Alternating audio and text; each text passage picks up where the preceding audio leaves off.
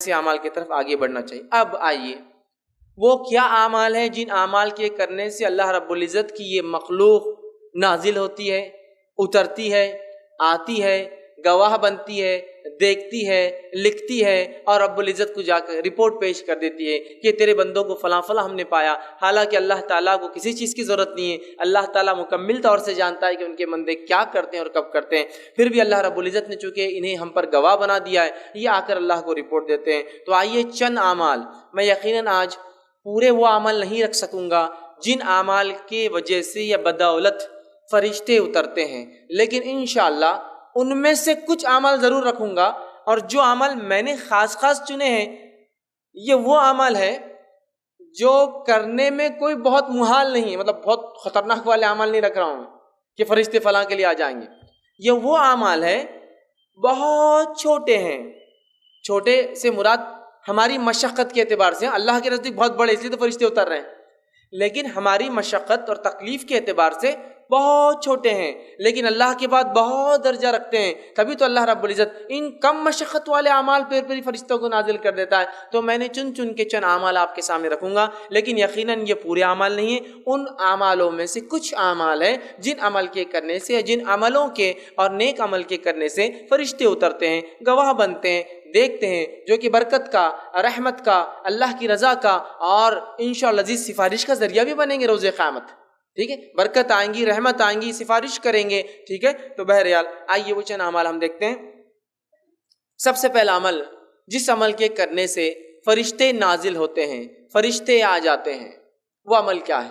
ٹھیک، تو سب سے پہلا عمل یہ ہے جس کے کرنے سے انشاءاللہ عزیز فرشتے نازل ہوتے، وہ ہے کہ باوضو سونے سے فرشتے نازل ہوتے ہیں۔ سونے کو انسان جا رہا ہے، کیسے سونا ہے؟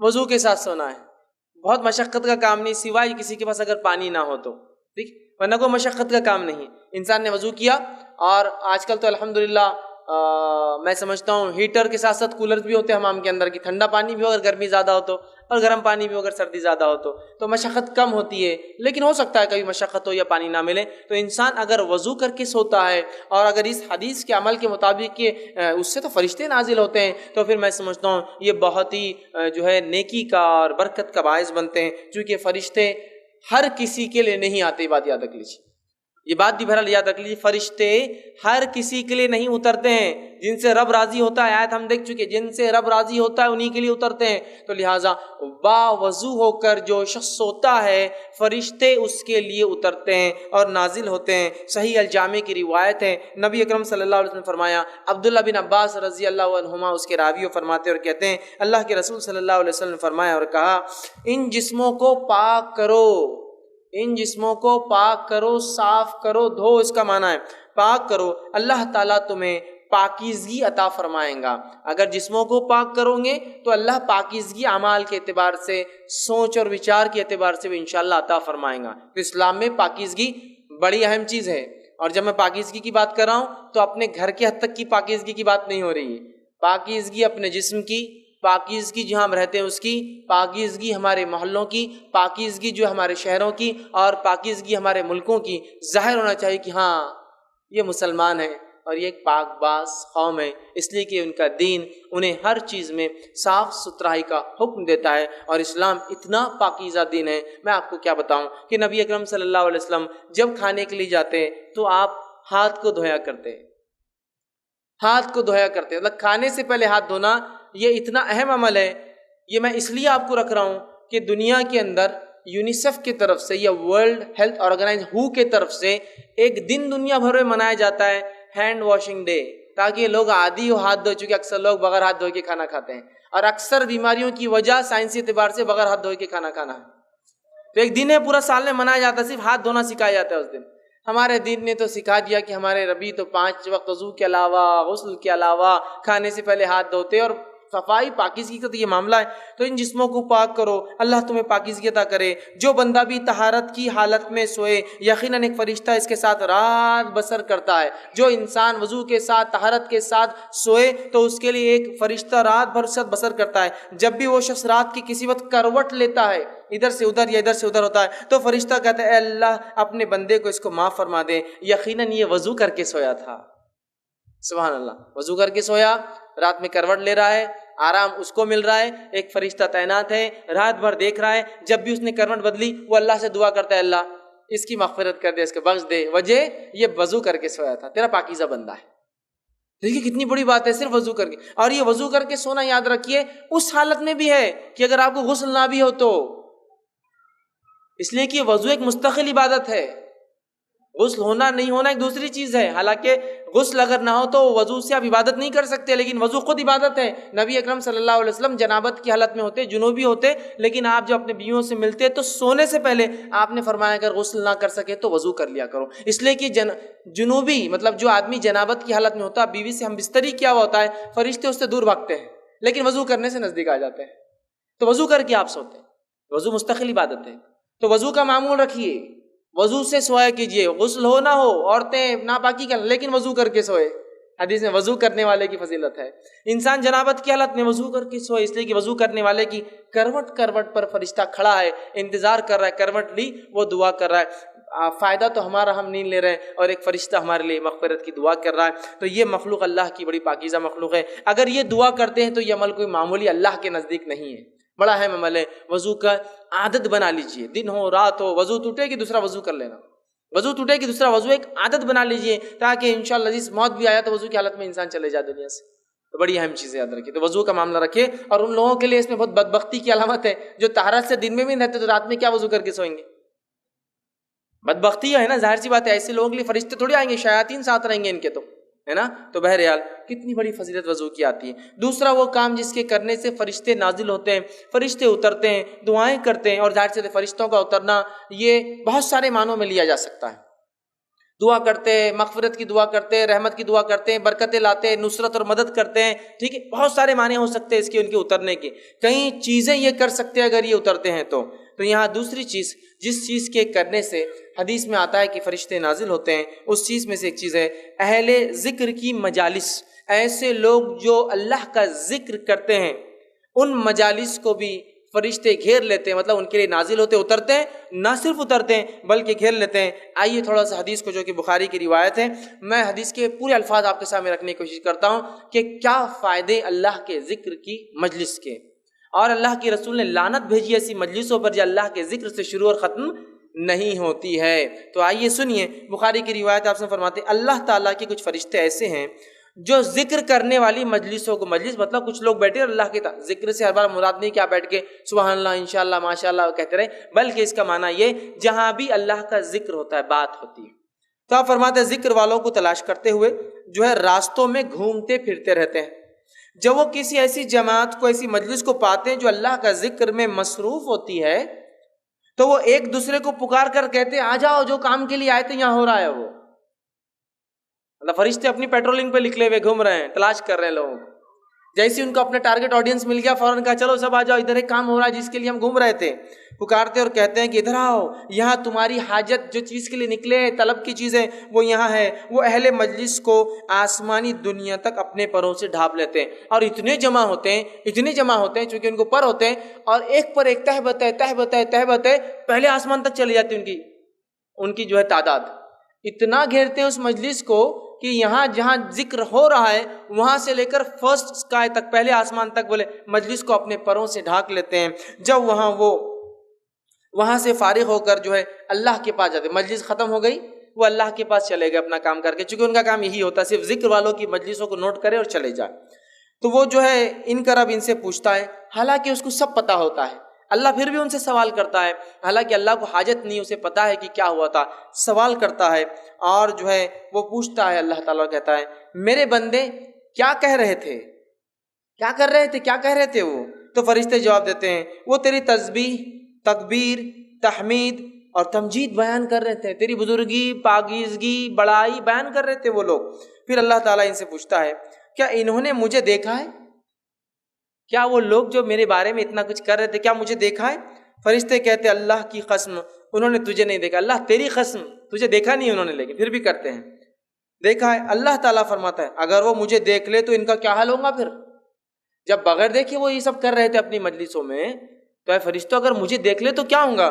تو فرشتے جواب دیتے ہیں، فرماتے ہیں، فرشتے عرض کرتے ہیں اگر وہ تجھے دیکھ لے تو تیری اس سے بھی زیادہ عبادت کرنے لگیں گے، اگر دیکھ لے، جب نہیں دیکھا تو اتنی کر رہے تھے، اے اللہ اگر دیکھ لے تو بہت کریں گے. آگے یہ ہوتا ہے اس سے بھی زیادہ تیری بزرگی جو ہے اور اس کی جو بڑائی بیان کریں گے، پاکیزگی بیان کریں گے. تو اللہ تعالیٰ سوال کرتا ہے وہ کیا مانگ رہے تھے، کیا مانگ رہے تھے، ان کا سوال کیا تھا جو چیز مانگ رہے تھے. فرشتے فرماتے جواب دیتے ہیں وہ تجھ سے تیری جنت مانگ رہے تھے. انسان ظاہر سی بات ہے دنیا میں کوئی بھی عمل کیوں کرتا ہے، جنت کا متلاشی طلبگار ہوتا ہے.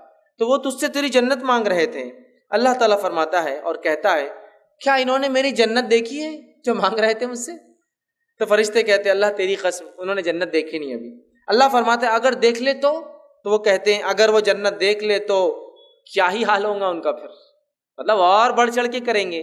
اگر ایک انسان کو یہ کہا جائے کہ یہ ملیں گا، 10ویں پاس ہو جاؤ تو گاڑی دلائیں گے، گاڑی آئی نہیں ہاتھ میں ابھی، تو خوشی کی لہر دوڑ اٹھتی ہے.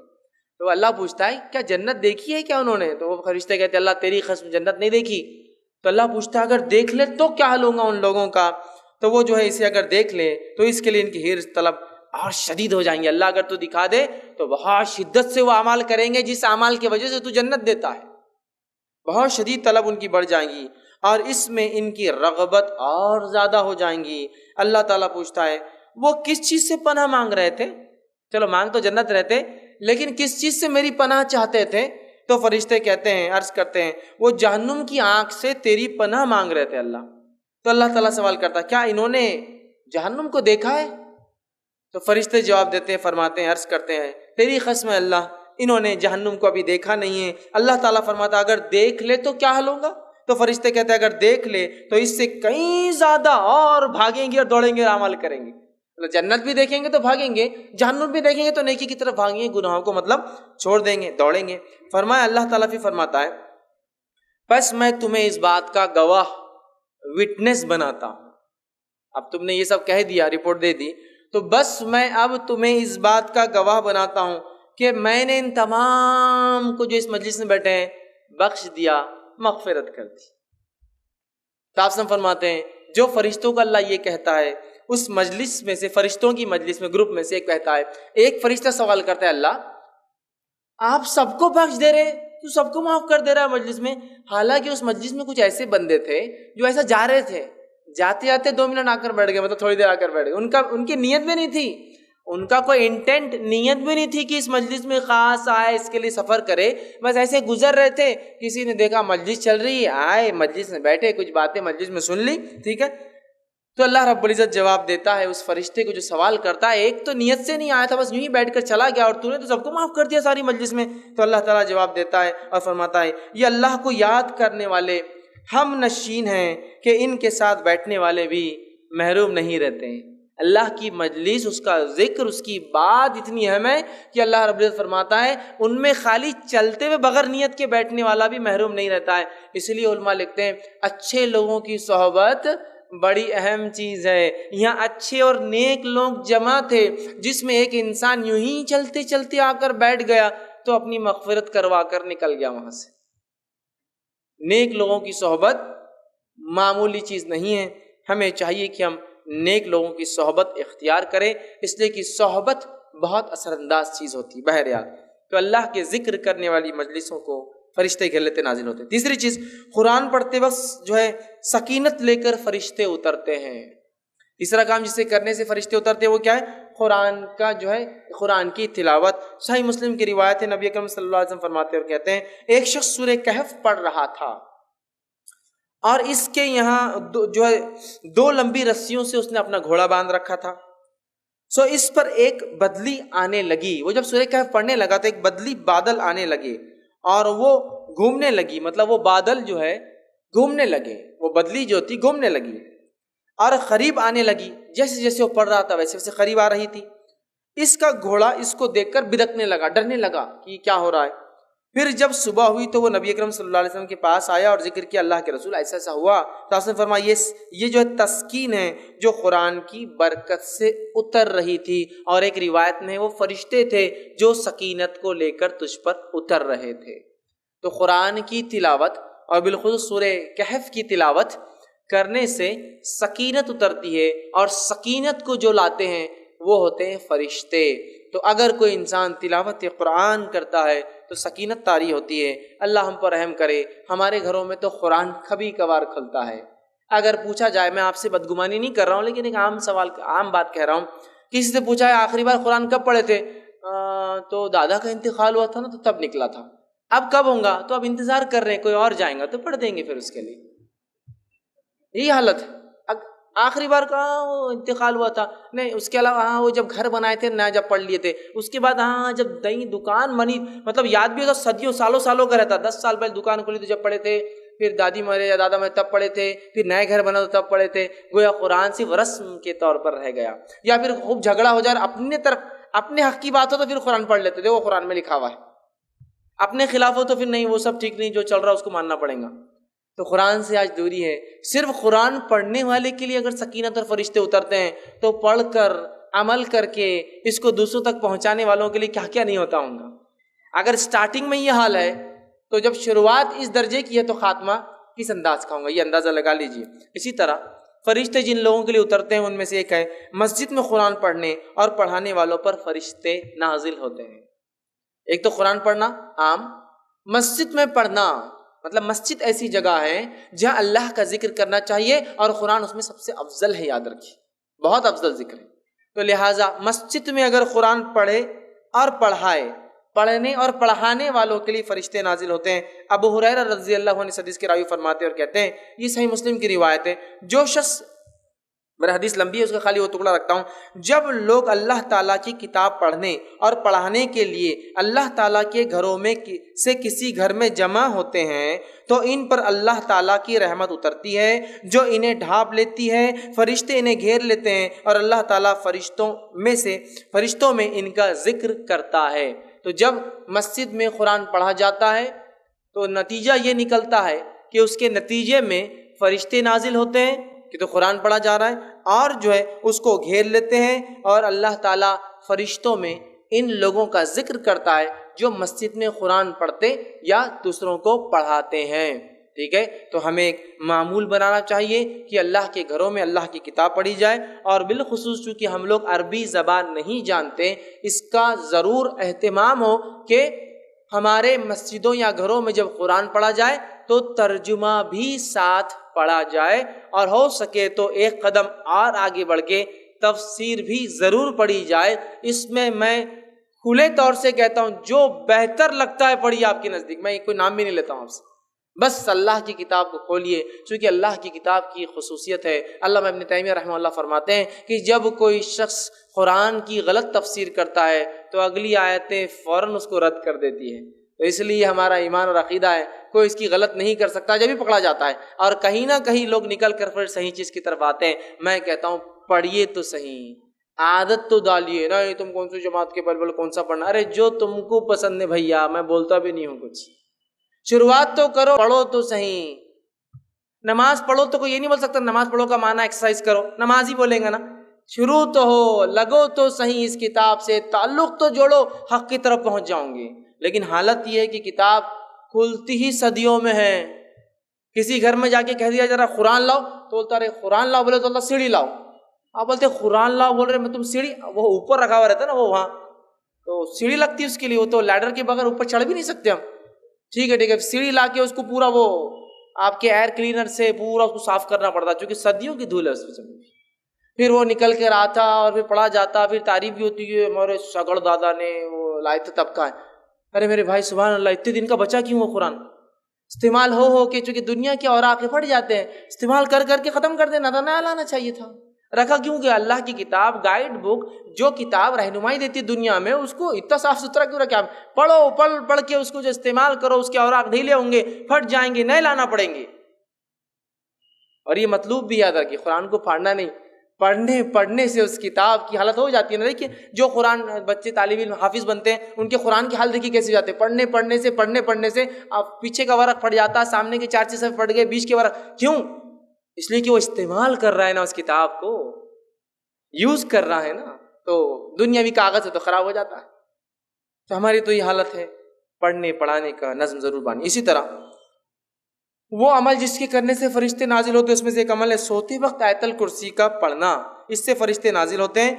اور اتنا سادہ، اتنا آسان، اتنا چھوٹا عمل ہے آیت الکرسی، 10 جملے اس میں، صرف آیت تو ایک ہی ہے لیکن جملے 10 ہے اس کے اندر، 10 جملے ایک آیت، وہ بھی نہیں ہوتا سوتے وقت، ہے نا. اور ویسے بھی بہت سارے لوگوں کو ذکر کا موقع کہاں ملتا، ٹی وی دیکھتے دیکھتے آنکھ بند ہوتی، ٹی وی چالو ہے، آوازیں چالو ہے، جب تک آواز ہی آئی نہیں تو نیند بھی نہیں آتی، سائیکولوجیکل ڈسٹرب ہو گئے اس کو دیکھ دیکھ کر، اطمینان کھو بیٹھے ہیں، شور کے اندر نیند آتی. ہاں تو پھر وہ دیکھتے ہیں سوری کہاں ہوں، اللہ کا ذکر اور کیا ہے آیت الکرسی پڑھنا ہے، پڑھا کیجئے. صحیح بخاری کی روایت ہے، ابو ہریرہ رضی اللہ عنہ فرماتے ہیں، حدیث بہت لمبی ہے، اتنا وقت نہیں چونکہ بہت طویل حدیث ہے، آپ سب جانتے بھی اس روایت کو. ابو ہریرہ رضی اللہ عنہ فرماتے ہیں میں جو ہے زکوٰۃ کے کھجوروں پر مجھے تعینات کیا گیا تھا. رات میں ایک شخص آیا اور زکوٰۃ کی کھجوریں جس جگہ بھر کر رکھی گئی تھی اس کنٹینر کو پھاڑ کر چرانے لگا. میں نے جا کر پکڑا اور کہا کہ اب صبح اللہ کے رسول صلی اللہ علیہ وسلم کے پاس لے جاؤں گا. کھجور چرا رہے تھے، زکوٰۃ کا مال چرا رہے تھے. تو کہا نہیں میرے بیوی بچے بہت بھوکے، میں کل نہیں آؤں گا، تم چھوڑ دو میرے کو. کہا ٹھیک ہے اب کل نہیں آنا، چھوڑ دیتے، چونکہ رحم کھا کر کہ یار بیچارہ بھوکے بچے بھی، چلو ٹھیک ہے. صبح اٹھتے ہیں فجر میں، کہتے اللہ کے رسول کر رہا تھا، ایک آدمی آیا تھا کھجور چرا رہا تھا. پھر آپ نے کہا کیا ہوا؟ تو کہا وہ بولا بیوی بچے بھوکے تو میں نے لے جانے دیا. تو کہا ابو ہریرہ آج پھر آئیں گا. کہا اللہ کے رسول، اس نے تو کہا لیکن کہ نہیں آئیں گا، لیکن کہا آج آئیں گا. ابو ہریرہ رضی اللہ عنہ فرماتے اب تو میں مستعد تھا، چونکہ آپ نے بول دیے تھے اب آئیں گا تو بس شور آنے ہی والا ہے. میں کھڑا تھا اور آیا وہ پھر چرا رہا تھا. پھر میں نے پکڑا، کہا آج تو گیا، اب تو لے جاؤں گا آپ سب کے سامنے اور صبح ذلیل کروں گا، چوری کر رہا تھا نا. تو کہا نہیں میرے بھی بچے بھوکے تھے، میں پریشان تھا، اب کل نہیں آؤں گا، یہ وعدہ رہا. کہا ٹھیک ہے چلے جا، رحم کھا لیا. تیسرے دن پھر یہ ہوا، دوسرے دن آپ سب کے پاس فجر میں ملے، آپ سب سے فرمایا کیا ہوا رات؟ تو کہا اللہ کے رسول صلی اللہ علیہ وسلم آپ نے کہا تھا وہ آیا اور میں بالکل تعینات تھا، پھر کہاں ہے؟ تو کہا میں نے چھوڑ دیا رحم کھا کر. کیوں؟ تو بولے وہ اس کی بیوی بچے بھوکے تھے، پھر میرے سے بڑی آہو بکا کرنے لگا، گزارش ہے چھوڑ دیا. کہا ابو ہریرہ آج پھر آئیں گا. کہا آج پھر تو کہاں آ جانے والا؟ تو ابو ہریرہ فرماتے ہیں میں نے سوچ لیا کہ آج تو اس کو نہیں چھوڑوں گا، گیا آج. تیسرے دن پھر آیا، پکڑا، کہا آج کوئی ریکویسٹ نہیں، کوئی گزارش نہیں، کوئی بات نہیں چلنے والی، 2 دن سے تم آ رہے ہو. تیسرے دن آیا، کہا اب نہیں. تو کہا آج چھوڑ دو، اب نہیں آؤں گا. میں ایک بات تمہیں ایک کلمہ سکھا دیتا ہوں، اگر اس کلمے کو پڑھ لو تو فرشتہ ایک آسمان سے نازل ہوتا ہے جو رات بھر فجر تک تمہاری حفاظت کرتا ہے اور شیاطین تم سے دور بھاگ جاتے ہیں. کہا کیا ہے؟ تو کہا سوتے وقت جو ہے آیت الکرسی پڑھ لینا. صبح ہوئی، فجر کی نماز پڑھی، نبی اکرم صلی اللہ علیہ وسلم ملاقات ہوئی. کہا ابو ہریرہ تمہارے خیری کا کیا ہوا، آیا تھا؟ تو کہا آج بھی آیا تھا. کہا کہاں ہے؟ تو کہا میں نے آج بھی چھوڑ دیا اس کو. تو کہا کیوں؟ تو کہا اس نے ایک کلمہ مجھے سکھا دیا، جس کلمے کے بارے میں اس نے یہ کہا کہ اس کو پڑھنے سے رات بھر ایک فرشتہ اترتا ہے، نازل ہو کے حفاظت کرتا ہے. میں نے چھوڑ دیا. تو کہا ابو ہریرہ یہ بات اس نے سچ کہی ہے، اور تم جانتے وہ کون تھا؟ تو کہا اللہ اور اس کے رسول زیادہ جانتے، مجھے تو نہیں پتا. کہا وہ شیطان تھا، وہ ہمیشہ جھوٹ بولتا ہے لیکن یہ بات اس نے سچی بولی ہے، یہ بات یہ سچ بولا اس نے، باقی وہ جھوٹا ہے، بہت بڑا شیطان تھا. تو دیکھیے آپ، شیطان دور ہو جاتا ہے آیت الکرسی پڑھنے سے، فرشتہ رات بھر حفاظت کرتا ہے. اب لوگ پریشان ہیں حفاظت کے لیے، مال کی، دولت کی، ہے نا، بہت ساری چیزوں کی. آیت الکرسی پڑھیے، بہت سیدھے اور سادے اصول دیے گئے. میں سمجھتا ہوں فرشتوں کی سیکیورٹی اور ان کا نازل ہونا، اس سے بڑی کوئی سیکیورٹی نہیں ہو سکتی ہے. سمجھ رہے آپ؟ ان کا آ جانا، کسی کے لیے تعینات ہو جانا، اس سے بڑا کچھ نہیں ہو سکتا. لیکن اب مسئلہ یہ ہم لوگوں کا کہ بات سمجھ میں نہیں آتی. اب ایک سین تصور کیجئے کہ سمجھ لیجئے ایک شخص آپ کے سامنے آ رہا ہے اور اس کے پیچھے 2 پولیس والے چلتے ہوئے آ رہے ہیں، ملنے کی ہمت کرتے آپ؟ بہت بھاری آدمی دکھ رہا ہو، پولیس ساتھ چل رہی نا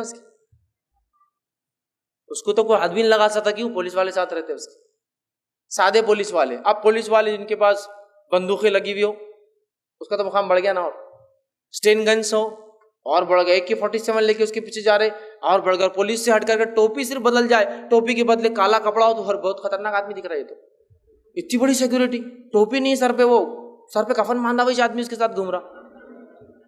کمانڈوز جو ہوتے ہیں وہ کفن باندھے ہوئے نا، ان کا یہ مقصد ہے کہ اب جان بھی جائے تو کوئی مسئلہ نہیں. ارے ٹوپی نہیں تو مطلب بہت بڑا آدمی دکھ رہا ہے، سمجھ لیں نا، اندازہ ہوتا ہے. اب اندازہ لگائیے فرشتہ کھڑا ہے آپ کے لیے رات بھر. اللہ تعالیٰ کی ایک مخلوق جس کی طاقت، حیت، کیفیت، توانائی ایسی ہے کہ یہ روایت میں آتا ہے کہ ایک فرشتہ جو خبر میں قرآن جو نہیں پڑھتا تھا اس کو جو سزا دینے پر متعین رہیں گا، وہ ایک گز لوہے کا اٹھائیں گا سلاخ اور اٹھا کے دم ماریں گا ایک آدمی پہ جس نے قرآن نہیں پڑھا تھا دنیا میں خبر میں، اتنے زور سے وہ آدمی چلائیں گا اور اس کا سر ریزہ ریزہ بن کے ہوا میں اڑ جائیں گا کہ تمام مخلوق زمین و آسمان کی سوا جن اور انس کو چھوڑ کر اس کی چیخ کو سنیں گی۔ تو آپ نے کہا کہ وہ فرشتے کے بارے میں معلوم ہے تم کو، وہ گز جو مارتا ہے وہ گز کا ویٹ کیا ہے؟ صحابہ نے کہا نہیں ہم کو نہیں پتا کیسے مارتا ہوں گا ویٹ۔ تو کہا وہ ایک گز اگر اٹھا کر دنیا کے سب سے بڑے پہاڑ پر ماری جائے تو پہاڑ کو پاؤڈر میں تبدیل کر دیں گا وہ ذرات میں، اتنا ویٹڈ اور اتنا خطرناک وہ پنچ ہوتا ہے، ٹھیک ہے؟ وہ پڑے گا گز، اور اس گز کو پہلے سے لے کر آخری انسان اور پہلے سے لے کر آخری جن سب بھی مل جائے تو اس کو ہلا بھی نہیں سکتے جگہ سے، اتنا ہیوی گز صرف ایک فرشتہ اٹھاتا ہے۔ طاقت بتا رہا ہوں میں ان کی کتنی ہوتی ہے۔ فرشتے سارے انسان اور جن بھی مل جائے تو وہ گز کو موو نہیں کر سکتے جگہ سے، جو وہ اٹھا کر ماریں گا اس کو قیامت تک۔ قرآن نہیں پڑھنے والے کا میں نے اس لیے کہا نا، دنیا میں بیڑا غرق، خبر میں بیڑا غرق، آخرت میں بیڑا غرق۔ اور بہت سارے لوگوں قرآن سے بڑی عجیب دشمنی پال رکھی ہے انہوں نے، ایسی عجیب دشمنی کہ قرآن پڑھنے کے بولے کاٹے کھڑے ہوتے ان کی آنکھ پہ، اور شیطان کے بدلے اعوذ باللہ من الشیطان پڑھے یہ بھاگ جاتا نکل کے۔ بھاگنا تو شیطان چاہیے نا، اعوذ باللہ، یہ بھاگ جاتا نکل کے، نوکو قرآن پڑھے تو گمراہ ہو جاتے باہر۔ ارے بھائی قرآن کی نہ، قرآن پڑھنے سے گمراہ ہو جاتے، دیکھو کتنے لوگ گمراہ ہو قرآن پڑھ کے، انہوں کیسی باتیں کر رہے، انہوں کیسی کر رہے، اپن نے کچھ پڑھے نہیں، اللہ کچھ پوچھنے والا نہیں اپنے سے، حالات ہی ہے اپنی، ہم پڑھتے نہیں، اللہ پوچھے گا بھی نہیں ہم سے، اللہ رحم کرے۔ یہاں دیکھیے آیت الکرسی پڑھ رہے ایک فرشتہ تعینات، حفاظت سیکورٹی کے لیے، اس سے بڑی کیا بات ہو سکتی ہے؟ آئیے وہ عمل جس کے کرنے سے فرشتے نازل میں ایک عمل یہ ہے، ایک عمل یہ ہے کہ ایک بابرکت رات ہوتی ہے، اس رات میں فرشتے نازل ہوتے ہیں، اور وہ رات کو کہا جاتا ہے شب قدر، لیلۃ القدر، جو کہ آج بھی ہو سکتی ہے۔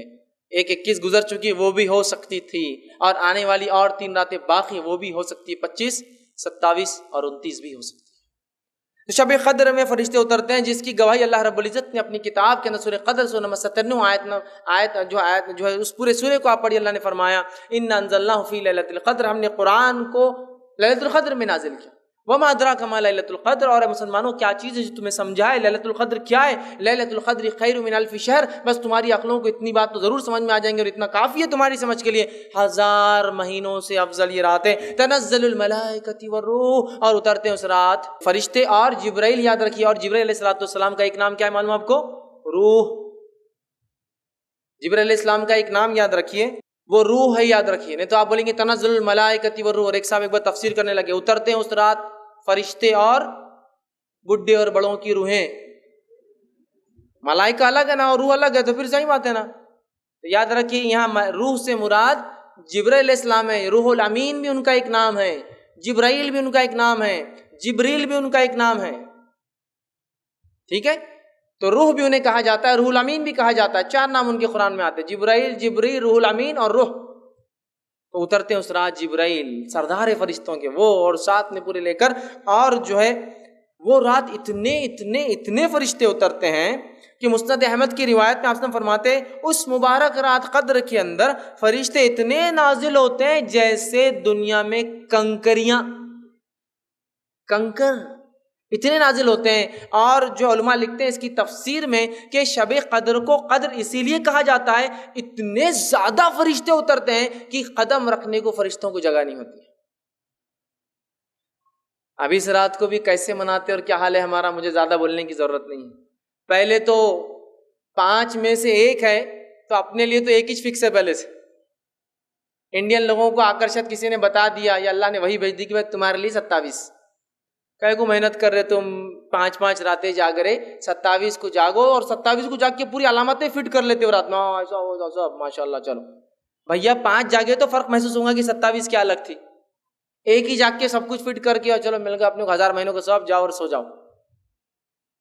5 تلاش کرنا ہے۔ نبی اکرم صلی اللہ علیہ وسلم سارا آخری عشرہ جاگ کر عبادت کرتے، اعتکاف میں ہوتے، اور بیویوں کے گھر پہ کسی خادم کو بھیجتے جا کر اٹھاؤ، قدر ہو سکتی ہے آج، جاگو عبادت کرو۔ نہیں 5 رات کون چھٹی دیں گا بھیا، میرے کو چھٹی کہاں ملتی، 5 راتیں کیسے میں جاؤں گا، مشکل ہے۔ ایک دن ملاقات ہوئے، رے بھائی بہت آپ کی آنکھیں لال لال دکھ رہی، کیا بات ہے؟ 10 راتوں سے سویا نہیں میں، کیوں، کیا مسئلہ ہے؟ گھر میں شادی ہے نا، کوئی معمولی چیز ہے کیا؟ ہلدی، مہندی، سانچک، رجگے، شادی، ولیمہ، جماگی، کیا کیا نہیں رہتا، اتنا سب کرنا پڑتا تو رات رات بھر میں جاگ رہا. اچھا شب قدر کے 5 دن وہ نہیں ہو سکتی، کیونکہ شادی کا ثواب شاید اس سے زیادہ ہے وہ جاگنے کا، وہ ان بدعتوں اور رسومات اور خرافات کرنے کا، اس لیے نہیں ہو رہا. ارے آپ بہت جاگے ہوئے دکھ رہے، 1 مہینے سے آپ جو ہے سوئے نہیں، جاگتے رہے. گھر میں بیمار ہے نا میرے امی، ارے ٹھیک ہے اس کے لیے تو مطلب بیماری کے لیے جاگ سکتے، رسومات کے لیے جا سکتے، سفر کے لیے جاگ سکتے، خرافات کے لیے جا سکتے، پکنک کے لیے گھومنے پھرنے جانا ہے تو جاگ سکتے. لیکن شب قدر کی 5 رات ذرا ٹف ہو جاتا، مشکل جاتا. اس دن بزنس ڈوبتا ہوا نظر آتا، باس چڑھتا ہوا نظر آتا، نوکری جانے کا ڈر لگتا، باقی جگہ نہیں ہوتا، باقی جگہ نہیں ہوتا. سب تو اس رات اترتے ہیں، بہت بابرکت رات ہے، مبارک رات ہے. صحیح بخاری کی روایت سے فرماتے کہتے ہیں جس شخص نے حالت ایمان کے اندر جو ہے ثواب کی نیت سے شب قدر میں قیام کیا، عبادت کی، نماز پڑھی، غفر له ما تقدمت من ذنبک، اللہ پچھلے گناہ معاف کر دیتا ہے اس کے. بہت بابرکت رات ہے. اسی طرح وہ عمل جن کے کرنے سے فرشتے نازل، اس میں سے ایک عمل یہ ہے استقامت، جم جانا اپنے دین پر، اس سے بھی فرشتے نازل ہوتے ہیں. اللہ رب العزت سورہ فصیلت سورہ نمبر 41 آیت نمبر 30 میں فرماتا کہتا ہے ان الذین قالوا ربنا اللہ ثم استقاموا تتنزل علیہم الملائکۃ الا تخافوا ولا تحزنوا وابشروا بالجنۃ التي کنتم توعدون. اللہ فرماتا کہتا ہے بے شک جن لوگوں نے یہ کہا کہ ہمارا رب اللہ ہے اور ثم استقم، اور اس پر جم گئے، استقامت حاصل کری، تتنزل علیہم الملائکہ، تو ان کے اوپر اترتے ہیں فرشتے، اللہ تخافوا، اور کہتے اگر خوف مت کھاؤ، وتحزنوا، اور غم بھی مت کھاؤ، ڈرو بھی مت، خوف بھی مت کھاؤ، پریشان بھی مت ہو، وابشروا، اور بشارتیں دیتے ہیں جنت کی جس کا تم سے وعدہ کیا جا رہا ہے. کتنی بڑی بات ہے نا. استقامت دین پر جم جانے کو کہتے ہیں. اب استقامت تو بڑی دور کی بات ہے، دھکے دھکے پر ایمان آ رہا اور جا رہا. استقامت مطلب جم جانا، ڈٹ جانا. صحیح مسلم کی روایت ہے ایک صحابی اور کہ اللہ کے رسول صلی اللہ علیہ وسلم مجھے کوئی ایسی وصیت اور بات بتائیے جس کو میں مان لوں آپ کی، کہ میں جو ہے یہ بات کو ہمیشہ کروں اور میں جو ہے اس پر عمل پیرا ہوں. تو آپ نے فرمایا قل آمنت باللہ، تو یہ کہے کہ اللہ پر ایمان لا، ثم استقم، پھر جم جا اس کے اوپر، اڑ جا اپنے دین پر اور اسلام پر. کہ دنیا گئی تو گئی، نوکری گئی تو گئی، معاملات دنیا جو سمجھے، لوگ میرے بارے میں جو کہتے، اگر میرے دین نے کہا ہے ثم مستقیم، جم گیا میں اس کے اوپر، اب مجھے کوئی ہلا نہیں سکتا. یہ بڑی اہم چیز ہے. ارے بھیا اتنی بڑی داڑھی رکھ لیا تو نے، داڑھی کی وجہ سے کسٹمر تھوڑی آئیں گے سٹا سٹ صاف. کسٹمر بولے تو بہت بڑا اس کا مقام رہتا نا. استقامت، جم جائیے، اس دن کو حق سمجھتے ہیں، توکل کر لیجیے پھر اللہ پر، سب کچھ یہ کرنے والا ہے. کوشش نہیں چھوڑنا ہے، لیکن میں یہ نہیں کر رہا ہوں کہ آپ کچھ نہیں گھر میں پڑے رہیے، کوشش کرتے رہیے. تو بہرحال استقامت جو اختیار کرتا ہے، فرشتے نازل ہو کے خوشخبریاں دیتے ہیں، غم مت کھاؤ، ڈرو مت، کچھ نہیں ہوتا، تسلی دیتے ہیں. جس کے ساتھ کیفیت حالات واقع تو وہ جانتا کیسی تسلی فرشتے اس کو دیتے ہیں. سکینت طاری ہو جاتی جب دنیا پریشان ہے، وہ سکون میں، چونکہ اس کو فرشتے بشارت دے رہے ہیں، سکون طاری کر رہے ہیں اس کو. اسی طرح وہ عمل جس سے کرنے سے فرشتے نازل، وہ ہے تہجد گزار، جو رات میں اٹھ کر نماز پڑھتا ہے تہجد کی، اس کے لیے فرشتے اترتے ہیں. اور صحیح مسلم کی روایت ہے نبی اکرم صلی اللہ علیہ وسلم نے کہا جسے خوف ہو کہ آخری شب میں وہ نہ اٹھ سکے تو وہ اول شب میں پڑھ لے، مطلب رات کی نماز جو اول شب میں پڑھ لے، جلدی پڑھ لے. اور جسے آرزو ہو کہ آخر شب میں اٹھے تو یہ تو افضل ہے، تو آخر شب میں اٹھ کر تہجد کی نماز پڑھے، اس لیے کہ آخر شب کی نماز ایسی ہے کہ اس میں فرشتے نازل ہوتے ہیں اور وہ افضل ہے. تو تہجد اول بھی پڑھی جاتی ہے، عشاء کے بعد پڑھی جا سکتی ہے، اور آخری وقت اس کا سحر کا آخری وقت ہے تب بھی پڑھی جا سکتی ہے، اور اگر آخری وقت میں پڑھو تو فرشتے حاضر ہوتے ہیں. دیکھیے تہجد جو شخص پڑھتا ہے فرشتے حاضر ہوتے ہیں اس کے.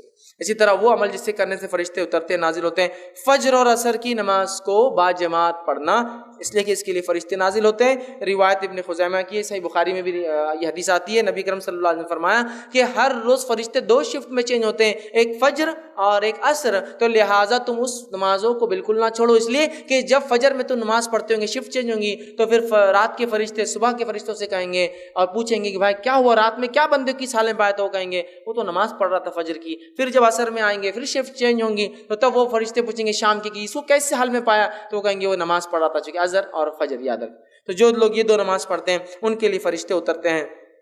اور جو ہے ابن خزیمہ کی روایت میں الفاظ اضافی یہ ہے کہ فرشتے کہتے ہیں اے الہی انہیں قیامت کے دن معاف فرما دے، جو لوگ فجر اور عصر کی پڑھتے ہیں فرشتے ان کے لیے کیا کہتے ہیں؟ اللہ ان کو معاف کر دے۔ اسی طرح وہ عمل جس سے کرنے سے فرشتے نازل ہوتے ہیں اس میں عمل ہے جمعہ میں اول وقت میں مسجد میں پہنچنا، اس عمل سے فرشتے نازل ہوتے ہیں۔ جمعہ کے دن اول وقت سب سے پہلے مسجد میں آنا، صحیح بخاری کی روایت ہے، نبی اکرم صلی اللہ علیہ وسلم فرماتے ہیں کہ جمعہ کے دن جو ہے فرشتے مسجد کے دروازوں پر کھڑے ہو جاتے ہیں، مطلب اتر جاتے ہیں اور کھڑے ہو جاتے ہیں، اور ہر داخلہ کرنے والے کا نام رجسٹر کرتے لکھتے رہتے ہیں، یہ آیا یہ آیا، اور جو سب سے پہلی صف میں آتا ہے اس کو اونٹ قربان کرنے کا ثواب، صدقہ کرنے کا، جو دوسری صف میں آتا ہے اس کو جو ہے بیل قربان کرنے کا ثواب، جو تیسری صف میں آتا ہے اس کو بھیڑ بکری قربان کرنے کا ثواب، جو چوتھی صف میں بیٹھتا ہے اس کو مرغی صدقہ کرنے کا ثواب، جو پانچویں صف میں آتا ہے اس کو انڈا صدقہ کرنے کا ثواب۔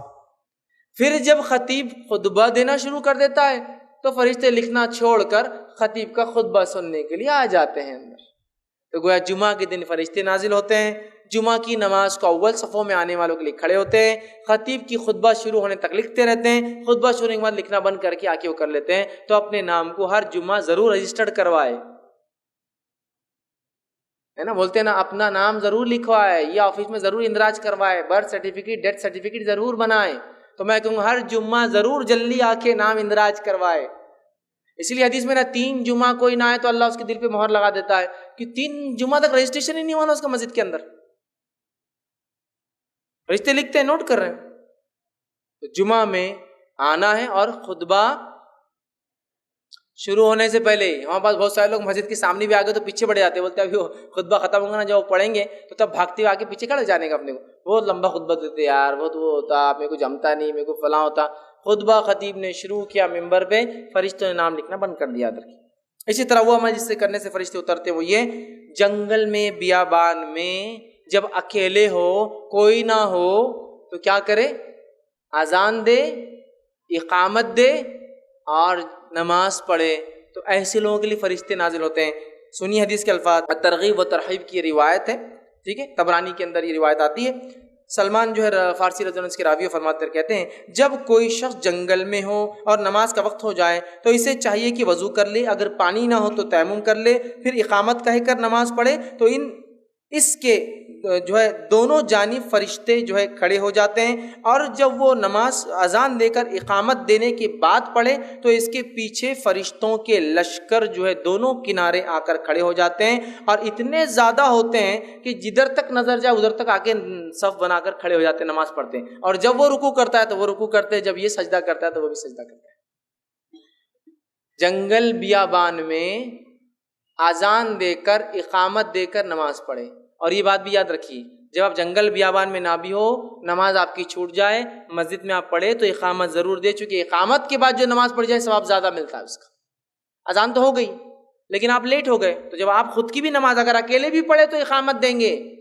حدیث میں کیا ہے؟ اکیلا ہے، اذان بھی دے، اقامت بھی دے، اور اگر اقامت دے کر نماز پڑھتا ہے تو فرشتے 2 کھڑے ہوتے پیچھے، اذان دے کر اقامت دے کر نماز پڑھتا ہے تو پیچھے بھی کھڑے ہو کر جتنی نظر وہاں تک کھڑے ہو جاتے ہیں، اور وہ رکوع کرتا ہے تو فرشتے بھی رکوع کرتے ہیں، وہ کھڑا ہوتا ہے تو فرشتے بھی کھڑے، اور وہ سجدہ کرتا ہے تو فرشتے بھی سجدے کرتے ہیں۔ کتنی بڑی بات ہے نا، کتنی بڑی بات ہے۔ اکیلے بھی نماز پڑھنا ہے انسان کو، جنگل میں بھی ہو تو پڑھنا ہے، چاند پر بھی ہو تو پڑھنا ہے، زمین کے اندر ہے پڑھنا ہے، پانی کے اندر پڑھنا ہے، نماز پڑھنا ہے۔ مسئلہ یہ کہ سب کچھ سہولت ملنے کے بعد بھی ہم نہیں پڑھتے۔ یہ فائدہ تو وہی اٹھائیں گا نا جو عادی ہے، جس کو عادت ہے نماز کی، تو بیابان میں بولیں گے بھائی بے چینی ہو رہی، نماز کے بغیر نہیں رہ سکتا، ٹھیک ہے۔ فرشتے اسی طرح جو ہے اپنے غیر موجود بھائی کے لیے دعا کرنا، اس کے لیے فرشتے اترتے ہیں اور آمین اس کے لیے دعا کرتے ہیں۔ آپ سب فرماتے ہیں، صحیح مسلم کی روایت ہے، مسلمان شخص کی اپنے غیر موجود بھائی کے لیے دعا قبول کی جاتی ہے، اور آپ سب فرماتے ہیں ایک فرشتہ اترتا ہے جو مقرر ہوتا ہے، جب یہ آدمی اس کے غائبانے میں دعا کرتا ہے تو وہ فرشتہ اس دعا کو سنتا ہے اور اللہ سے ایک دعا کرتا ہے، اے اللہ جو اس نے اس بھائی کے لیے مانگا تو اس کے لیے وہ چیز دے دے۔ سبحان اللہ، دوسرے کے لیے دعا کرو، اپنے لیے دعا فرشتے سے قبول کرواؤ یا کرواؤ۔ میں دعا کر رہا ہوں اپنے بھائی کے لیے اور میرے لیے فرشتہ دعا کر رہا ہے، اللہ جو اس نے اس کے لیے مانگا تو اس کو دے دے، جو اس نے اس کے لیے مانگا تو اس کو دے، اے اللہ میرا یہ بھائی بڑا غریب دکھ رہا ہے، اس کے حالات کو درست کر دے۔ فرشتہ بولتا ہے اللہ اس کے حالت کو درست کر دے، اس کے مالی حالت کو درست کر دے، اے اللہ وہ بڑا بیمار انسان دکھ رہا ہے، غائبانہ، لیکن یہ بولنے والا نہیں کہ میں نے تمہارے لیے دعا کیا، غائبانہ خاموشی۔ بولنا نہیں ہے. اور میں کہتا ہوں نا دعاؤں کا ایسا معمول بنا لے، اپنا ایسا معمول بنا لے، فری ہوتی ہیں، بس الفاظ نکالنا ہے منہ سے، الفاظ اس کو بھی نہیں ہوتا. دعاؤں کا تو بڑا مسئلہ ہے بھیا، کہاں دعائیں کرتے ہیں ہم. اور اگر کوئی دعائیں دے تو ویسے بولتے ہیں اتنے بڈھے ہو گئے تم، پورے داڑھی میں بال ابھی بھی کالے اور دعائیں دے رہے تم ہم کو، شرم آ رہی تمہاری دعاؤں کو سن کے. ہم کو دعاؤں کا چلن نہیں ہے نا، چلن ہی نہیں ہے. اور ہمارے پاس ہندوستان میں تو وہ حال ہے دعاؤں کا کہ کوئی دعائیں دے دے، اور دعا دینے کو لوگ ڈرتے بھی ہیں کہ جو دعا دیے تو بڈھے ہو جاتے، اور یہاں بڈھا تو کوئی ہوتا نہیں، سب جوان مرتے ہمارے پاس. کون بڈھا کہ بڈھے دکھتے ہیں کیا آپ کو آج؟ کہاں دکھتے ہیں؟ 90 سال ہے لیکن بالوں سے تو پتہ نہیں چلتا کہ 90 سال کے. ابھی تو میں جوان ہوں، غذا وزا مار کے بالکل بہترین. بڈھا ہوا ہی نہیں بیچارہ، دعائیں کیسے دیں گے؟ ایک مرتبہ ایک صاحب تھے، انہوں نے ایک شخص کو دعائیں دی. جو دعائیں دی تو بھاگ گیا. میں نے کہا تمہیں وہ آدمی دعائیں دے رہا تم بھاگ گئے؟ تو نہیں، بولے اتنا سا بچہ دعا دے رہا ہے، میں کوئی شرم آ رہی تھی سننے کو. دعاؤں کے چلن نہیں، عام کر دیجئے دعاؤں کو، عادی ہو جائیے دعاؤں کو. اگر دعاؤں کا معمول دیکھنا ہے تو اب عرب کو دیکھیے. بات ہے اس کی کہ میں آیا ہوں یہ کام کے لیے، اس سے پہلے 10 دعائیں، اور جاتے وقت 10 دعائیں اور کام تھا اس کو خالی، میں یہ کام کے لیے آیا ہوں. جو لوگ گلف کنٹریز میں گئے ہوں گے آپ دیکھیے، ہوا بھرانے کے لیے آپ کہیں جائیے، وہ 2-4 دعائیں دیں گا. جو بھرنے والا اگر ہوں گا تو جاتے وقت 2-4 دعائیں، اور کام کیا تھا؟ ہوا بھرو بولنا ہے آپ کو. سب اس کو عادی ہے وہ دعائیں دینے کی. عادی بن جائیے تبھی تو نکلیں گی نا غائبانہ اپنے بھائی کے لیے دعا. جب سامنے نکلیں گی تو پیچھے بھی نکلیں گی. عادت بنائیے دعائیں دینے کی، خوب دعائیں دیجیے. عربی ضروری نہیں، آپ اردو میں بولو نا، اللہ اچھا رکھو، اللہ سے، یہ تو بول سکتے ہیں نا. چلو عربی نہیں آتی تو یہ تو بول سکتے ہیں نا، کیا مسئلہ؟ اتنے الفاظ نہیں، وہ بھی گھستی زبان ہماری بولنے کے لیے. غائبانہ دعا کی فضیلت تو آپ دیکھیے، آپ اس کے لیے اور فرشتہ آپ کے لیے، کتنی بڑی بات ہے. دعاؤں کا معمول ہر جگہ، دعاؤں کا معمول بنا لیجیے، عادی بنا لیجیے. تو دعائیں نکالیے. ایمبولینس جا رہی ہے ایک سامنے سے، کوئی نہ کوئی ہے خطرے میں ہے، اے اللہ اس کو شفا اور صحت دے، ورنہ چل گیا تو کیا کریں گے؟ ایمرجنسی میں دکھ رہا نا، ایمبولینس میں جا رہا. نکلنا چاہیے دعا دل سے. غائبانہ دعا ہوں گی اس کے لیے، آپ نہیں پتا کون ہے بیچارہ. تو دعاؤں کی عادی ہوں گے تو جب ایمبولینس دعا نکلیں گی. دعائیں کا مسئلہ ہے نا بڑا. دعائیں دیجیے، کثرت سے دیجیے، غائبانہ دیجیے، فائدہ اٹھائیے. فرشتہ اترتا ہے، سنتا ہے، آمین کہتا ہے، اور اللہ سے کہتا ہے اللہ اس کو وہ دے جو اس نے اپنے بھائی کے لیے مانگا. بہت بڑی بات ہے، یاد رکھیے بہت بڑی بات ہے فرشتوں کا ہمارے لیے دعا کرنا. وہ عمل جسے کرنے سے فرشتے نازل ہوتے ہیں، دعائیں کرتے ہیں. اس میں سے ایک عمل یہ، اللہ کے لیے کسی بھائی سے ملاقات کے لیے جانا. اللہ کے لیے کسی بھائی سے ملاقات کے لیے جانا. صحیح مسلم کی روایت ہے، آپ صلی اللہ علیہ وسلم فرماتے اور کہتے ہیں ایک آدمی دوسری بستی کی طرف جانے لگا اپنے ایک دینی بھائی سے، مسلمان بھائی سے ملنے کے لیے. تو اللہ تعالیٰ نے راستے میں ایک فرشتے کو تعینات کر دیا، اس کی آزمائش کے لیے، اس سے پوچھنے کے لیے کر دیا. جب وہ اس فرشتے کے پاس پہنچا تو اس فرشتے نے پوچھا کہاں جا رہے ہو؟ تو اس شخص نے کہا میں اس بستی میں اپنے ایک بھائی سے ملنے کے لیے جا رہا ہوں. فرشتے نے پوچھا کیا تو نے اس پر کوئی احسان کیا ہے جس کی وجہ سے تو وہاں جا رہا ہے؟ جیسا کچھ لینا ہے اس سے، کوئی احسان، پیسے دیا ہوا ہے تو ادھار واپس لینے جا رہا ہے، کچھ کرنے. احسان کیا ہے؟ تو اس پر کوئی احسان کیا ہے جسے تو بڑھانا چاہتا ہے یا لینا چاہتا ہے؟ کہا نہیں، بس میں اتنی سی بات کے لیے جا رہا ہوں کہ اللہ تعالیٰ مجھ سے راضی ہو جائے، اس خاطر چونکہ میں اس سے اللہ سے محبت کرتا ہوں اور میرا رب مجھ سے راضی ہو جائے بول کر میں اپنے اس بھائی سے ملاقات کے لیے جا رہا ہوں. وہ اس کا رشتہ دار نہیں ہے، دینی بھائی ہے، صرف ملاقات کے لیے جا رہا ہوں. جس طرح تو نے رضا کی خاطر، فرشتے نے جواب دیا، جس طرح تو نے رضا کی خاطر اپنے بھائی سے تو محبت کی خاطر جاتا ہے. تو وہ فرشتہ دعا دیتا ہے اور کہتا ہے کہ محبت کی ہے اس لیے تو جا رہا ہے اپنے بھائی سے، اللہ تعالیٰ بھی تجھ سے محبت فرماتا ہے، تجھ سے محبت کرتا ہے. فرشتہ نازل ہوا کس شخص کے لیے؟ جو اپنے بھائی سے صرف اللہ کے لیے ملنے جا رہا تھا، ہے نا. تو یہ بھی معمول بنائیے، اپنے دوست، رشتہ دار، احباب، رشتہ دار تو اور زیادہ حقدار ہے، لیکن ایسے لوگ جو دینی اعتبار سے ہے ملاقات کیجیے ان سے جا کر. یہ بڑا افضل عمل ہے. اللہ کے فرشتے نازل ہوتے ہیں ایسے لوگوں کے لیے، دعائیں کرتے اور اللہ محبت کرنا شروع کر دیتا ہے. ٹھیک ہے، اسی طرح جو ہے وہ شخص جس کے لیے فرشتے نازل ہوتے ہیں ان میں سے ایک ہے لوگ اس سے رشتہ توڑے اور وہ ان سے رشتہ جوڑے رکھے. لوگ اس سے رشتہ توڑے اور وہ ان سے رشتہ جوڑے رکھیں، ایسے لوگوں کے لیے بھی فرشتے نازل ہوتے ہیں. صحیح مسلم کی روایت ہے، ابو ہریرہ رضی اللہ عنہ فرماتے کہتے ہیں کہ اللہ کے رسول صلی اللہ علیہ وسلم کہا کہ آپ کے پاس ایک شخص آیا اور اس نے کہا اللہ کے رسول میرے کچھ رشتہ دار ہیں کہ میں ان سے تعلق جوڑتا ہوں اور مجھ سے تعلق توڑتے ہیں. میں ان سے حسن سلوک کرتا ہوں، وہ میرے ساتھ برا سلوک کرتے ہیں. میں ان کے ساتھ تحمل اور بردباری مطلب معاف کرتا ہوں، درگزر کرتا ہوں، ظاہر کرتا ہوں، اور وہ میرے ساتھ نادانی سے پیش آتے ہیں. آپ نے فرمایا اگر ایسا ہی ہے جیسا تو بتا رہا ہے کہ وہ ایسا ایسا کرتے ہیں تیرے ساتھ، تیری اس کی بات کہتا ہے، تو گویا ان کے منہ میں تو راکھ ڈالتا ہے، گرم راکھ، تیرا یہ اتنا اچھا عمل ان کے منہ میں تو انگار ڈال رہا ہے اس عمل کی وجہ سے، مطلب وہ توڑتے ہیں تو نہیں توڑتا۔ پھر فرمایا ان کے مقابلے میں تیرے ساتھ ہمیشہ اللہ کی طرف سے ایک مددگار رہیں گا جب تک تو اس عمل پہ باقی رہیں گا۔ کب تک ایک مددگار اللہ کی طرف سے تیرے ساتھ رہیں گا؟ جب تک وہ رشتہ توڑے اور تو جوڑتے رہے، ایک فرشتہ تیرے ساتھ ہمیشہ مددگار بن کر رہیں گا۔ سیکیورٹی، فرشتہ ہے آپ کے ساتھ، بڑی اہم بات یاد، بہت اہم چیز یاد رکھیں۔ علی بن ابی طالب رضی اللہ عنہ کو ایک بار کہا گیا کہ آپ خلیفہ ہیں، پروٹیکشن لے لیجئے، حفاظت کے لیے کچھ لوگ رکھتے ہیں، تو کہا اللہ نے فرشتے تعینات کر رکھے ہیں، جب تک وہ رہیں گے کوئی مجھے نقصان نہیں پہنچا سکتا، جب اللہ انہیں حکم ہٹنے کا دے دیں گا تو کوئی مجھے بچا نہیں سکتا، تو کوئی زیادہ فائدہ ہونے والا نہیں ہے حفاظتی دستے وہ رکھ کر۔ کتنی اہم بات ہے نا، یہ بڑی اہم بات ہے۔ اسی طرح مریض کی عیادت کو جانے سے فرشتے نازل ہوتے ہیں، مریض کی عیادت، بیمار۔ مسند احمد کی روایت ہے، جو آپ نے فرمایا جب کوئی مسلمان دن کے کسی گھڑی میں اپنے بھائی کی عیادت کرے تو اللہ تعالیٰ کے 70,000 فرشتے اللہ بھیجتا ہے۔ کتنے فرشتے بھیجتا ہے؟ 70,000 70,000 فرشتے بھیجتا ہے، اور وہ فرشتے اگر دن میں جاتا ہے تو شام تک دعائیں مغفرت کرتے ہیں، اور اگر شام میں جاتا ہے تو صبح تک دعائیں مغفرت کرتے ہیں۔ کس شخص کے لیے؟ جو بیمار کی عیادت کرنے جاتا ہے۔ اللہ تعالیٰ اس کی بھی ہمیں توفیق دے۔ بیمار کی عیادت محال ہوتا ہے ہمارے لیے، لوگ زندگیاں مر جا رہے ہیں، مطلب عیادت کرنے سے پہلے گزر بھی جا رہے ہیں، لیکن وقت نہیں مل رہا ہے۔ جائیے، 70,000 فرشتے اترتے ہیں اور اس پورے دن دعائیں کرتے ہیں، اللہ اس کی مغفرت کر، اس کو بخش دے، اس کو معاف کر دے، اس کے گناہ معاف کر دے، اور صبح سے شام تک، اور شام میں گیا تو صبح تک۔ سمجھ رہے ہیں آپ؟ اور کچھ صحابہ کو تو یہ معمول تھا، اگر شام ہونے لگتی، مطلب ابھی دن کا آخری وقت ہوتا، تو عیادت کو نہیں جاتے، بولتے رک جاؤ، شام ہونے کے بعد جائیں گے تاکہ صبح تک مغفرت کی دعا کریں گے نا فرشتے۔ تھوڑا ٹائم باقی، اب سمجھ لیجیے مغرب نہیں ہوئی، مغرب سے 15 منٹ ہے، تب سورج غروب ہوگا، دن بدل جائے گا نا شام، تو رک جاتے تھے کہ کیوں؟ کہ تو دن بھر کا ہے نا، رات کریں گا تو رات بھر، مغرب کی بات کریں گا تو فجر تک، اور فجر کی بات کریں گا تو مغرب تک، تو رک جاتے تھے تھوڑا سا، اور پھر شام ڈھلنے کے بعد جاتے تاکہ رات بھر فرشتے دعا کریں۔ 70,000 فرشتوں کی دعا چاہیے، آسان عمل ہے، مریضوں کی عیادت کریں۔ لوگ اپنے دین کی دعوت و تبلیغ اس کام کے ذریعے کر رہے ہیں، یہ بڑا اہم عمل ہے، چھوٹا سا عمل ہے، بڑا اہم عمل ہے۔